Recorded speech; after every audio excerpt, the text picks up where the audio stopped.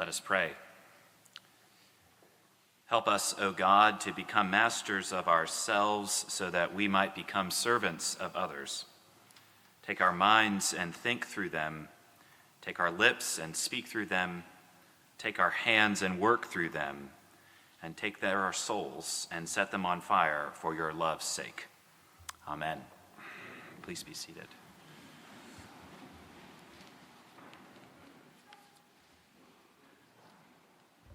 I am not a veteran. My closest connection to the armed services is through my grandfather, Pop-Up, as I called him when he was alive. He was an officer in the Army, and he met my grandmother, Mary, in Paris during the Second World War. He served in the State Department and then later in the OSS, the precursor to our CIA. And while many members of my family, including my father, his son, served in government and in various roles, it's sort of an occupational hazard when you grow up in Washington, D.C., Pop-Up was the closest veteran. So perhaps for this reason, Veterans Day has always been a little more theoretical than personal for me. The prayer for heroic service, which we offered earlier in this service to commemorate the November 10th federal holiday, it's one of my favorites. It has two parts. It first gives thanks for those who, quote, in the day of decision ventured much for the liberties we now enjoy. It holds up those individuals, those men and women of ages past and today who serve to protect our freedoms. But it also has a second part. It affirms that in turn, because of that, all of us, veteran and non-veteran alike, are called, quote, to not rest until all the people of this land share in the benefits of true freedom, venturing much for liberty and true freedom. And here's where there's an interesting synergy with our readings and our themes at this season of the church's year. If you've been coming to church lately, you may have noticed that the readings the last few weeks, indeed every fall around this time, they get a little harsh. They're kind of rough. I don't know if anyone would be reading the gospel as a bedtime story about those who didn't have enough oil in their lamps. They're challenging. We're in those last weeks before the new church's year in Advent, and every year we're kind of challenged and prodded to wrestle with what we as the church believe will happen in the end, in the fullness of time, as Scripture says.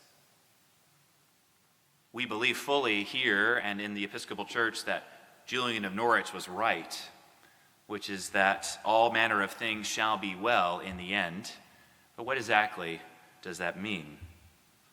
That's our hope, but how does that come to pass? And what connections do our actions in this life, be it those things done or those things left undone, what did that have to do with what will come next? This morning we're in Matthew's Gospel, chapter 25, and we get another such challenging story. Yes, it does sound a bit harsh on the surface, but like anything in Scripture, I do believe underneath it there is some very good news. And that shows up in two ways this morning. The first comes with this theme of light, of keeping our lamps with plenty of oil so that they might shine. Here, Jesus is speaking to his disciples in one of the last opportunities he gets before he goes into Jerusalem, before he goes to the cross. It's one of his last chances to tell those who've been following him why what they do or what they don't do matters.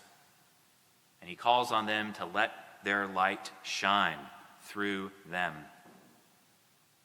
And here Matthew is making a connection 20 chapters earlier to Matthew 5, where one of the most famous passages of Scripture lies. You are the light of the world.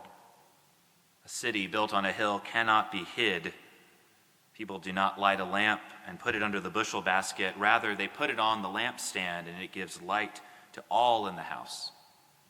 In the the same way, let your light shine before others so that they may see your good works and give glory to your Father in heaven.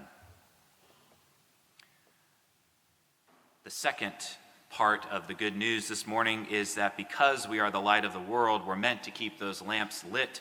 Jesus calls the disciples and us to keep awake. It's a call for them, a call for us to lean in and engage, to prepare for the time very soon when Jesus will no longer be with those disciples. And it's another opportunity to remember that our actions and our inactions really do have true and profound consequences. I think if you had to sum up this day in one phrase, it would be this: we are all connected, and we are all connected through the light. Everything we do here, this day and every day, is trying to make real, make tangible, make personal that fundamental truth. Moving from the theoretical to the personal. And that is a tall order, especially in our time, in our world, in this season of life. Underneath suspicion and fear and prejudice, all those things which corrupt us into thinking that we're separate from one another, not fellow travelers who share in the same light, underneath all of that, I think, in our world is something more insidious. And that's the temptation to disengage, to drift away in drowsiness and apathy, and when we come up against the challenges of life. The theologian Elie Wiesel famously wrote that the opposite of love is not hate. The opposite of love is indifference. Very few of us will experience the horrors of hate and war and violence which we see on the screens of our lives every day. But all of us, myself most included, can be tempted towards indifference, to the lacking of care and concern for others and even for ourselves, because we say, if I just lean back, who would even notice? What good could I possibly do?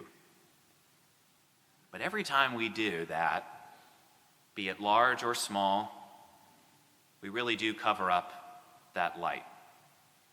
Cover up the lamps of our lives more and more, and it does show. We once had a president who talked a lot about how we're called to be a city on a hill, and calling about the unique role perhaps that our country has had in that long progress towards freedom and justice. Another president, his successor, if you're getting the connection, talked about 1,000 points of light. Yes, if one point goes out, we may not notice, but every point has an implication. And over time, there is a real effect. But one of our most primal desires as human beings is to belong. Every time we gather here in this place, we affirm that we're all part of something larger than ourselves. Those who serve in the armed forces get that reminder as well. Each of us is called to be one body, called by the one Spirit, all through the waters of that one font. But again, how do we make that real and tangible and personal in our lives? I do think it has something to do with leaning in, with coming here and resisting day by day the urge to be indifferent, to disengage, to say that our voice and our lives do not matter, to keep us awake, to keep us from resisting, to keep us from falling into the sleepiness of indifference. One primary way that we can reconnect with that light that connects us all, one way that we lean in, is we make a gift. A mentor of mine says that whenever he gets anxious, he makes a gift. It doesn't really matter how much or to what, but it is a conscious act of resistance to say, no, I'm not going to lean back. I'm going to lean in.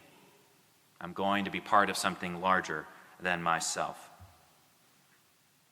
Yes, we here are in a season of generosity at St. Stephen's. You see that connection I've made there with annual giving, yes.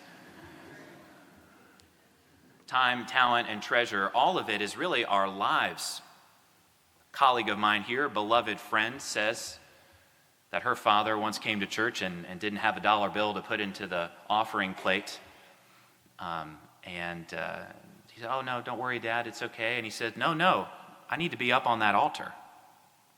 A part of my life needs to be up on that altar where we share and we show and make tangible that every person matters and that all of us have a role to play in something larger than ourselves, a sign of our connection to one another and to the light. I have one sign of connection in my own life that connects me back to Papa, my veteran grandfather. So my grandparents met in Paris during the Second World War, and 3 years later, they met at Café de la Paix, the Cafe of Peace. And 3 years later, they went there while they were still courting, and my grandmother gave my grandfather a watch. And this is the watch. Love, Mary, to Mike, October 7th, 1947, my grandfather's 30th birthday. And a few years ago, his son, my father, flew out to LA to wish me a happy birthday on my 30th birthday, and he gave me this. A beautiful sign of the connection that every part of ourselves matters. And this past May, we went on a trip to Café de la Paix and had a great meal. Well, let me tell you, it was wonderful. And I wore the watch, even if it doesn't keep time very well anymore. Friends, you are the light of the world. Each of you has been given the gift of life and light, and do not put it under the bushel basket. Every part of us matters. Every part of this community matters. The world needs it. The church needs it. We need it. Let your light shine so that others might see your good works, and the God and Father in heaven might be glorified. Amen.